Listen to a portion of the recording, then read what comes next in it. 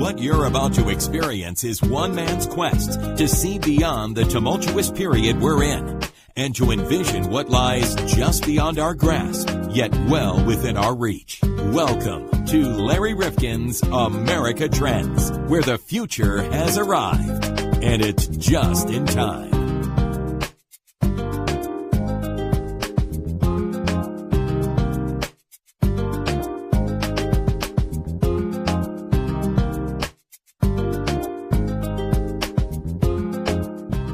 Welcome back to America Trends. I'm Larry Rifkin, along with John Krofsick. And John, you know this better than I because you're Mr. Technology. But the great thing about podcasts is that they live on the internet forever. Well, that's true. It seems like everything lives on the internet forever, almost. There's a few things that have disappeared that I can't find, and I can't figure out why. Very rarely. But very rarely. There's more internet trash and garbage. Really, when you think about it. We got to start recycling. Somebody's got to clean up the internet. Honest to goodness. Well, Mark Zuckerberg's starting to do it because he's taking down all kinds of objectionable material. But I was just reading about someone who said something back in 2010, and now they're totally controverting themselves, and they are trying to fight with themselves over whether they really said that. Or you look at Joy Reid, who's a very liberal commentator on MSNBC, and yet she said some very derogatory things about those who are gay years ago, and she said, that doesn't sound like me. Well, we have a lot of amnesia, don't we? We do. But, the other thing is, and we don't take really security. In Europe, I think they have a law that you have a right to be forgotten. You can actually go in and get stuff eliminated from the internet. Well, luckily, with the career that I've built, John, I was forgotten a long time before my career was over. So. I don't think so. But, I'm really glad that we are sending our audience back. We're going to send you back in time to one of our first episodes, one of the first ones we ever posted with J.D. Vance and his wildly successful book about the Appalachian culture called Hillbilly Elegy. I remember this. No, go on. I'm sorry. No, I remember this. You do? Yeah, it was very interesting. Well, yes. It was, and we did it as a radio program, and of course, he got rave reviews from just about every corner in America as the working class whisperer. And he unlocked, supposedly, many of the maladies that linger in pockets of our country that seemingly, like my career, time has forgotten. And really, these are really sad places, we think, because that's the image that we have of them. And, when you think about the acclaim for his book, and you can hear him discuss it in one of our early podcasts. John, do we have a search mechanism, or do they have to just kind of rifle back? I think we can search. I'm going to have to test that, because there is a search, but I will have to look. Yeah, let's look, because it'd be great. But Hillbilly Elegy, J.D. Vance, and it's one of the first ones we ever posted, but it's up on all of the aggregator sites. Right. And they don't aggravate us. Somewhere. They're aggregators, and we like them. We may aggravate them. We may. Apple Podcasts, Google Play, we love you all. TuneIn Radio, Stitcher, wherever you're listening. So I recommend that our folks who are listening go back and listen to it. I agree. I think that's it's worth listening to. But, John, that's not the end of the assignment. You know what? I kind of knew that was coming. Because we are doling out assignments today, and yours, if you're tickled by virtue of this subject about Appalachia and poverty and some of the imagery that we have of those communities, and maybe you see somebody rocking on a front porch with two cars jacked up in the front yard or whatever you may see. But I do want to say that if you've listened to that particular episode, then listen to author Elizabeth Catte, because she's got an assessment of J.D. Vance's book, and it's her work called What You're Getting Wrong About Appalachia. That was also very interesting. So who's got it right is the question. Well, I've got to tell you, the first thing I got wrong was the pronunciation of Appalachia. I was calling it Appalachia. Well, that's what I always thought it was, the Appalachian Trail, right? Is it the Appalachian Trail? It's the Appalachian Trail, or Appalachian Trail. It's not the Appalachian. Everybody's got this wrong. I guess. Well, anyway. But she spares very little in her critical assessment of what his work has become in the eyes of so many in America, a real seminal work. And we've got some wonderful assessments in her book, John. Let me just dig one out just to give you an idea of what you're going to hear. She said, there's not a single social problem in Appalachia, however, that can't be found elsewhere in our country. If you're looking for racism, religious fundamentalism, homophobia, addiction, unchecked capitalism, poverty, misogyny, and environmental destruction, we can deliver in spades. What a world it would be if Appalachians could contain that hate and ruin for the rest of the nation, but we can't. So she's kind of saying they're not so different from the rest of us. Yeah, I think she's right there. Well, she also says that really there's so much about J.D. Vance looking in at this region that perhaps belies the truth. And she leads us to a lot of other scholars, including herself, but others who really have looked at this topic. And she's really serious about this. She wants to get it right. But she thinks we've gotten a lot wrong about Appalachia. Let's take a listen to her podcast. I would encourage you first, as the basis, to go back and listen to the earlier Hillbilly Elegy. And then you compare it for yourself, read both books, and that's what we try to do here on America Trends. We try to get you thinking, and I hope we will do that today once again. Well, on the line with us is Elizabeth Catte, the author of What You Are Getting Wrong About Appalachia. And before we answer the riddle that is posed by your book's title, Elizabeth, for the purposes of all of us being on the same page, what is Appalachia? Well, that depends on how you'd like to look at it. We can start with the most basic facts just to get our bearings straight. Appalachia is a region in the eastern United States. It's approximately 700,000 square miles. It encompasses parts of 13 states. West Virginia is the only state entirely within Appalachia. The region follows loosely the arc of the Appalachian Mountains. And there are about 25 million people who live in areas designated as Appalachia at the moment.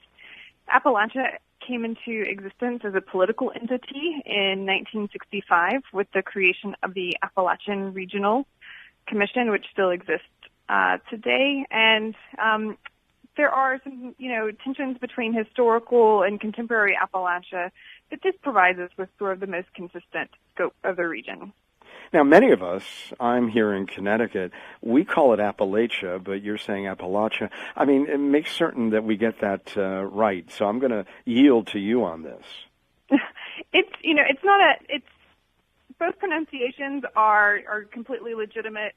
It's a geographical difference, a difference of geographies. People in where I am from, which would be central Appalachia, the more mountainous sections of the region, we say Appalachia. Mm-hmm. People who tend to be from the Northeast or Ohio, the periphery of the region, usually say Appalachia, and both are completely fine. I think the tension is people who say Appalachia always like to tell us that we're mispronouncing it.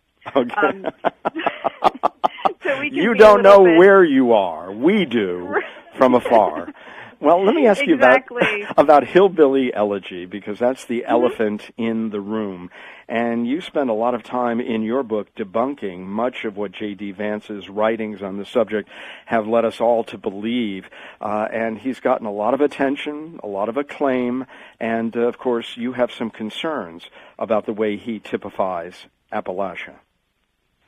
Yeah, so I think for me, when I talk about this book, and I want people to understand exactly what this book does and what my objections are, the most straightforward thing is just to start with the title of the book. It has a subtitle, which is a memoir of a family, and then a memoir of a culture in crisis. Now, J.D. Vance obviously has a lot to say about his upbringing and how that shaped his life and some of the hardships he faced as a person who grew up in a family impacted by addiction. And I have nothing good nor bad to say about the way that he has crafted and claimed and, responded to his family story.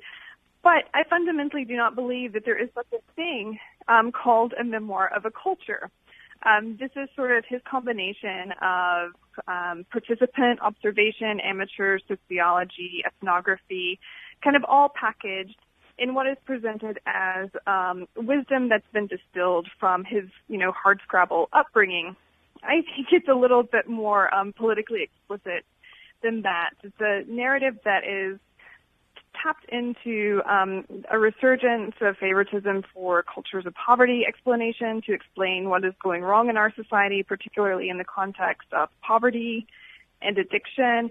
It's not a politically neutral text, as a lot of people have claimed. I'm of the opinion that when you blame poverty on poor people, that's a symptom of your politics. And so there's lots of uncomfortable things that this book does that isn't just about telling, an uplifting story about an individual overcoming hardship. It's sort of like Charles Murray 2.0 for people like me, and I'm responding as such to the imprint of that genealogy in this book. Well, I also took that you were very concerned that he did not describe a more well-rounded Appalachia in terms of the types of people who are there, that he kind of stereotyped it to a lot of, folks, white folks and rockers, which may be the impression a lot of people have of what goes on in Appalachia today. And he didn't see that there were many different types of people who've moved into the region, and they are expressly written out of his memoir. Yeah, so there's a couple of different things going on with J.D. Vance's presentation of the people who live in Appalachia. There's a writing out of anybody that reflects diversity in the region. So there's people who are non-white are kind of written out of the story. People who have kind of diverse political beliefs are written out of the story. And so we certainly don't want to add, random people back into the story just to simplify this fetish for diversity. If he wants to talk about simply white people, that's, he can talk about what he wants to talk about.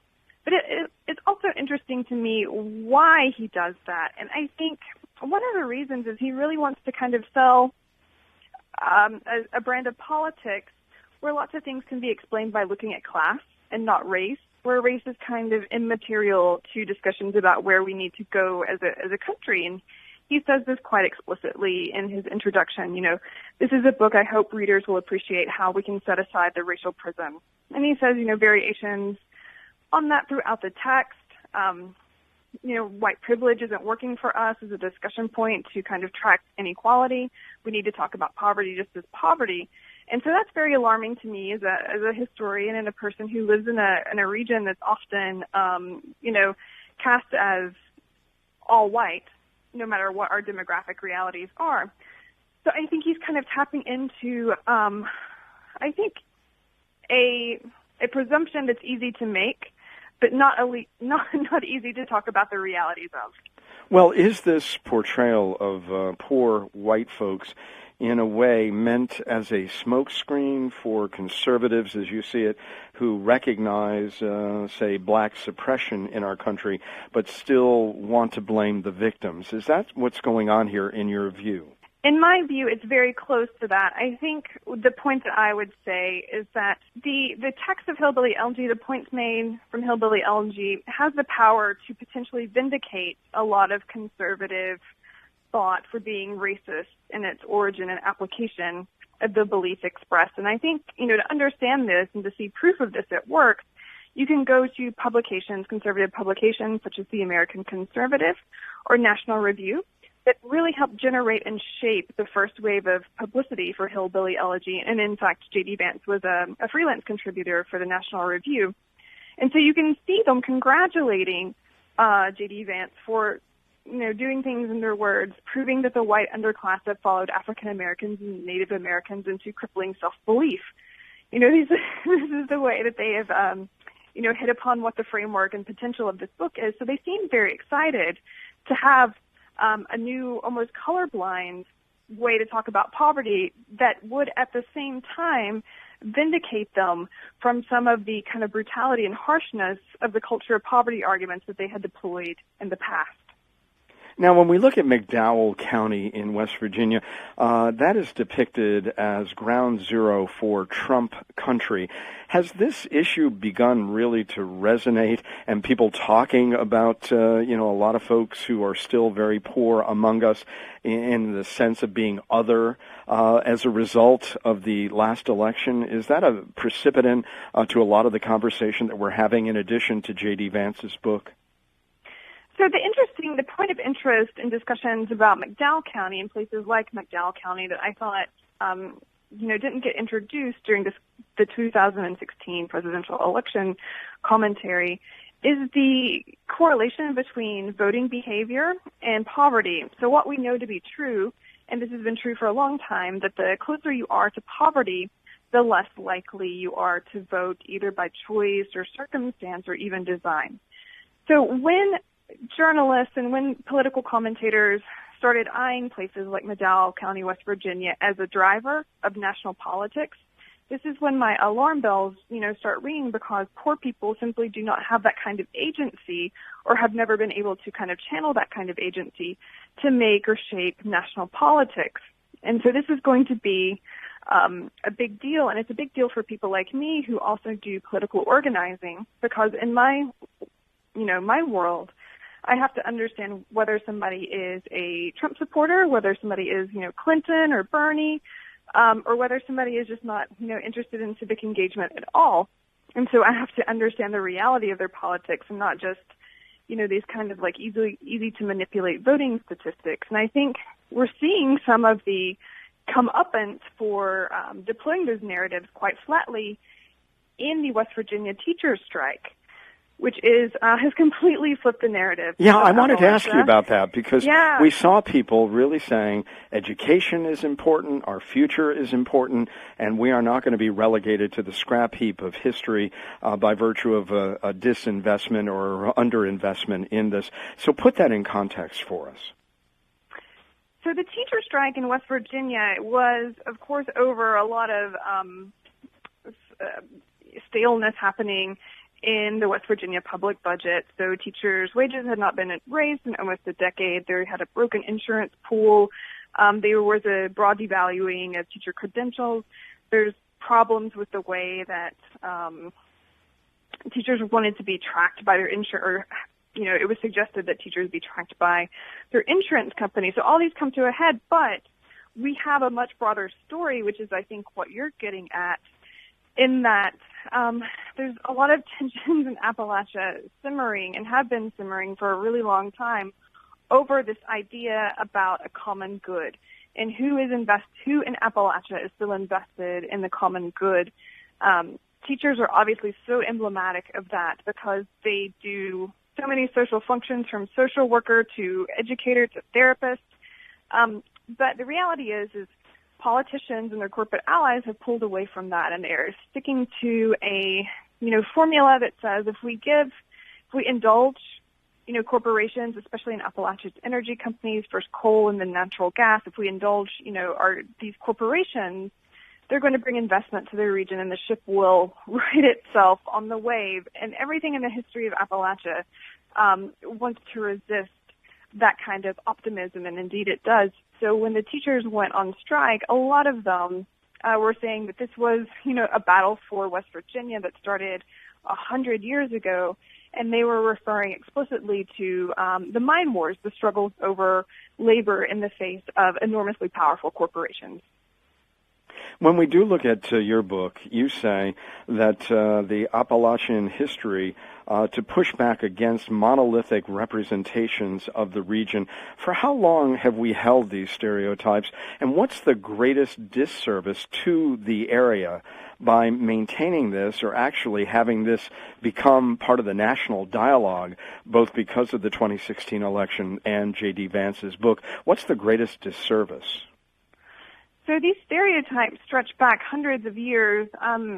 My book starts around the period right after the Civil War, when coal companies and extractive companies, timber was a big industry in Appalachia as well, come to the region and start looking at ways to facilitate extractive capitalism.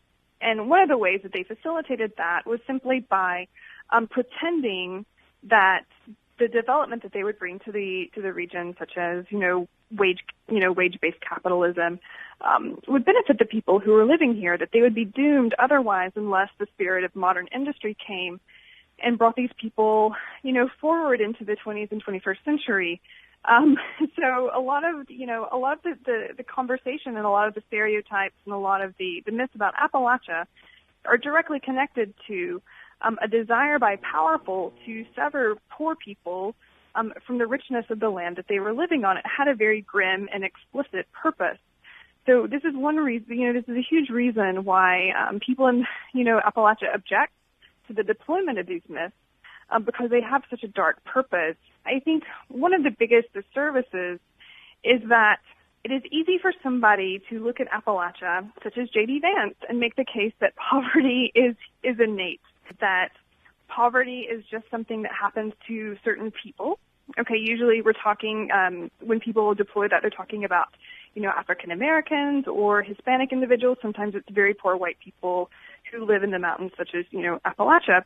So they think, poverty is just innate to certain demographics, and therefore... And almost genetic as it relates to your roots. Yeah. Okay. Yes. Go on. And so therefore we are absolved from our responsibility of tackling this, because it's, it's rooted in the individual and not the society or not the system. And so I really do object when people use Appalachia to make those points and cases, because what has happened in this region is incredibly systemic. It proves that poverty is racialized no matter who the demographic is you're talking about.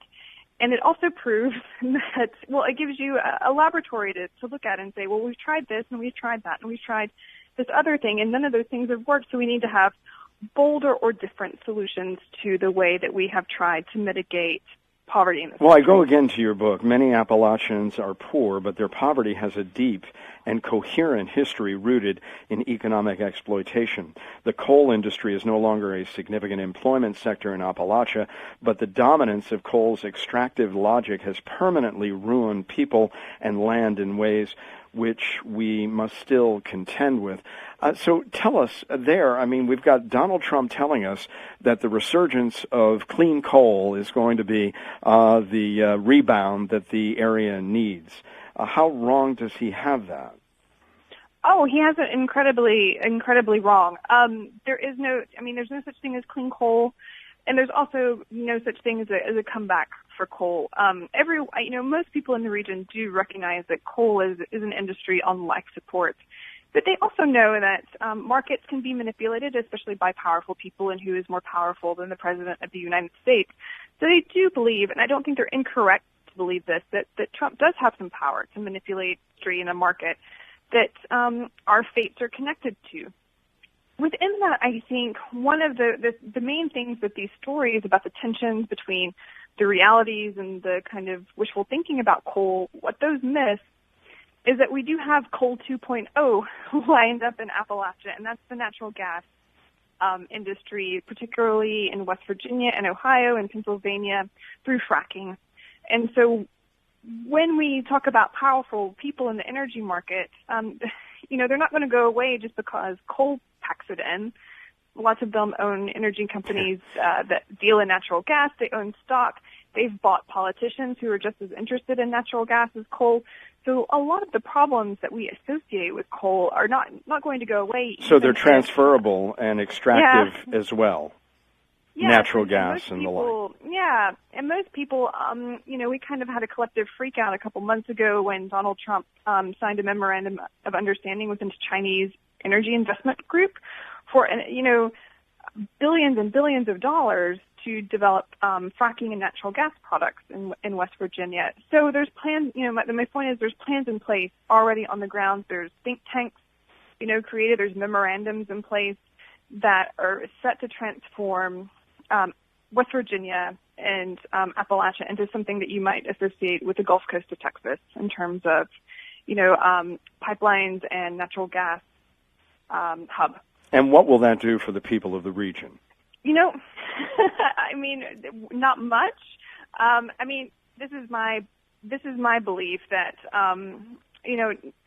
every time that we have a developmental turn in the energy markets, we lose job growth to automation, things of that nature. We have incredible amounts of pollution and environmental destruction in Appalachia from the coal industry. I've lived in the Gulf Coast of Texas, the kind of aspirational geography that people hold in their minds when they think about transforming West Virginia into a natural gas hub. And it's not pretty. People there have extremely high rates of cancer, respiratory illness, it's a nightmare. There's very little agency that people who live among that kind of corporate power and extractive power can have. And I think I'm incredibly worried for the future of places like West Virginia where those plans are in place. Elizabeth Catte is with us. What you are getting wrong about Appalachia, and you try to set us straight. Of course, the people of Appalachia are predominantly white, but the region is adding African American and Hispanic individuals at a rate faster than most of the nation, you tell us in your book. That surprises a lot of us who really don't know the demographics of the region and what's happening there. Is this one of the things that you want to make certain we better understand? Absolutely. The population of Appalachia shifts a lot because we have issues in the region with depopulation. We export young people more than we export coal, for sure. So what is important to realize is, who is staying in the region, whose labor is keeping the region alive, whose, tax contributions are keeping the region alive, who is having children, who is keeping the populations of some very small communities, in some cases, who's fueling the growth. And that is, over half of that growth is coming from Latino and African American individuals, and they tend to be younger populations as well. So in the context of a lot of discussions that took place about, the forgotten working class of Appalachia and, the person who is going to make America great again, the people keeping Appalachia alive are not, those people. They're people who, demographically look like the working class in any other region. People who work in healthcare, hospitality, retail, some of the most diverse industries in Appalachia. And the working class here and the people that need to be restored to these conversations are not any different than the working class really in California or Michigan or Texas. They have so much in common, and we need to have those connections and be able to talk about them. But the other part of that is that Appalachia in the past, especially in the coal communities, used to be incredibly diverse places. McDowell County, which we've talked about, had, the largest African American population in Appalachia at the turn of the century when coal production was at its peak. And so, of course, we have lost that diversity, but the imprint of those people and those lives and what they contributed and what they lost doesn't just fade away. So as a historian, I'm also interested in capturing those stories and making that history part of the larger history of the Appalachian region as well.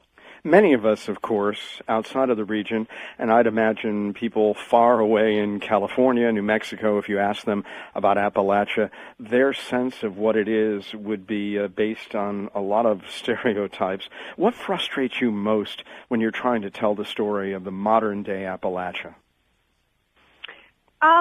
Again, I think it's the idea that Appalachia has a monoculture is really, it's where so many stereotypes and myths about Appalachia flow through.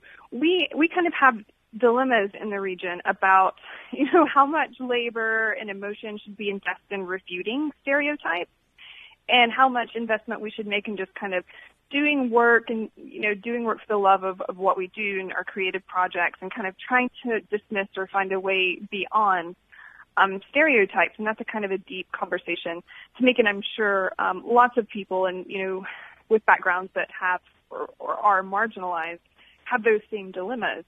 But so what I like to do is I split the difference. And what is important to me is not so much busting stereotypes, but thinking about power. And it's important to me not only to think about, how far away stereotypes are from reality, but why people need to believe the things that they believe are true about Appalachia. So when you talk to me about stereotypes, I try to flip that a little bit and, decode what somebody might think and what it actually says about them and their culture rather than mine. But if a lot of the origins of the modern-day thinking come from the war on poverty, and the whole notion back in the 1960s that we were going to eradicate it among poor white folks in Appalachia and poor black folks in cities across America. Have we changed any of our thinking, most Americans, about either of those situations? That's really interesting. I think about that a lot because most people in Appalachia would consider the war on poverty to be a failure.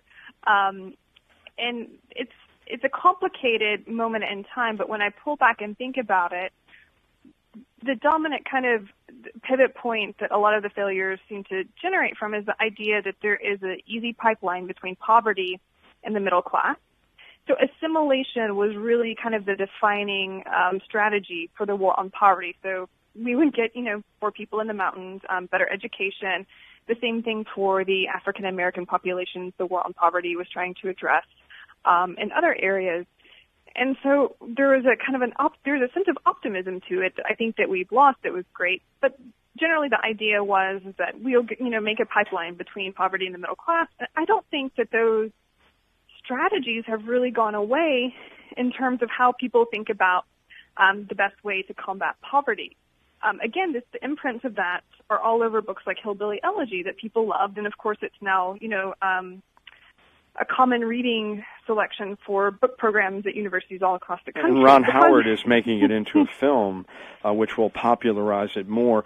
For people who really want your understanding of the region, and it's so intrinsic, and want to compare it or juxtapose it, because you spend a lot of time in your book debunking Hillbilly Elegy, Part 2, Hillbilly Elegy and the Racial Baggage of J.D. Vance's Greater Appalachia. How should people tackle this topic if they really want to immerse themselves? Should they read his book, then your book? What should they do to better understand the issues that we're talking about? So I actually think that if you really want to get your feet wet into the topic, neither one of our books are what you need to get straight into. I think that, there are some books that I recommend in the appendix in my book, namely Ronald Eller's Uneven Ground, which is a very digestible history of Appalachia, modern Appalachia, and Stephen Stahl, who is an environmental historian, just released a book called Ramp Hollow, which, again, is a really fascinating, broad history of the Appalachian region. So I think, if you are invested in truly kind of understanding this topic, start with a good but generalized history of the region. Because I am a historian, and I obviously use history a lot to inform what I say. But my book, it's short, it's bite-sized, it's compact. Do something a little bit more substantial. Find a reading that can tell you like the longer arc of that history, and that's a great way to understand what books like Hillbilly Elegy or other popular work about Appalachian myths. All right, Elizabeth Catte, thank you so much for joining us today on America Trends, What You Are Getting Wrong About Appalachia. And thank you again for stopping by. Oh, thanks so much.